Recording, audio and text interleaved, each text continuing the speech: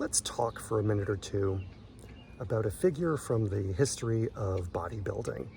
And I'm going to make a couple of points about what I think he represents for the modern era.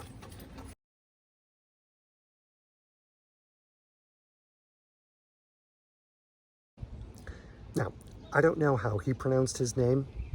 It's written in English in a way that would be easily said as Eugene Sandow. And I'm going to stick with that even at the risk of being wrong.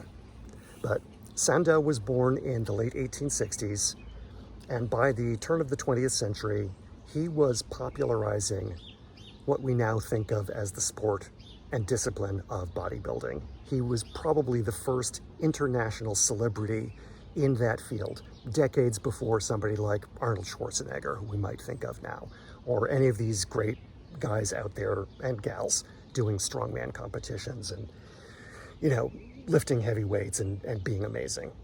Sandow was one of the originals, if not the original. Now, it certainly isn't the case that nobody before him had ever done strength training or bodybuilding. In fact, his biography suggests that he got interested in this because he saw strongmen in the circus. So there's a history before him. But he attracted a lot of attention at the time, in part because his physique was so classically proportioned and so impressive that it was difficult not to notice how amazing he was. In the first quarter of the 21st century, we often talk about how many of us in first world nations live much more sedentary lives than our ancestors even a century ago. For the sake of argument, let's stipulate that that's actually true. Let's suppose that we could bring an average fit person from 1900 into a laboratory now in 2023 and later, and study their abilities and performance relative to an average person from today. And let's suppose that what we would find out is that the average person from 125 years ago was in fact much more fit and much healthier than we are now. Funny thing is, Eugene Sandow was enough above average that he attracted a lot of attention.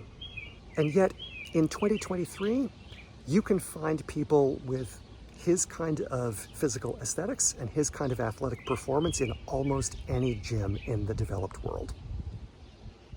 Well, so this is the thing about averages, right? The top performers over the last 125 years can have gotten a lot better.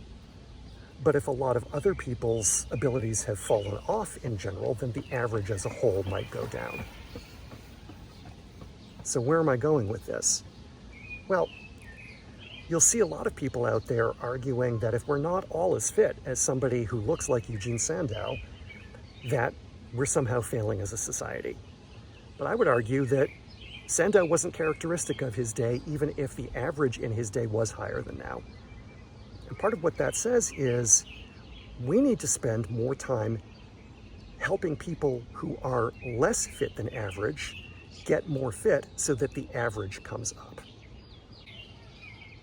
If you're interested in your own health and fitness, you do not have to become a bodybuilder with 10% body fat and hugely jacked muscles in order to be doing yourself a world of good. You can aspire to that look, and many of us can achieve it, but it's not a requirement. And I'm interested in being part of a fitness industry that doesn't keep pushing Eugene Sandow as the only ideal we should be aspiring to.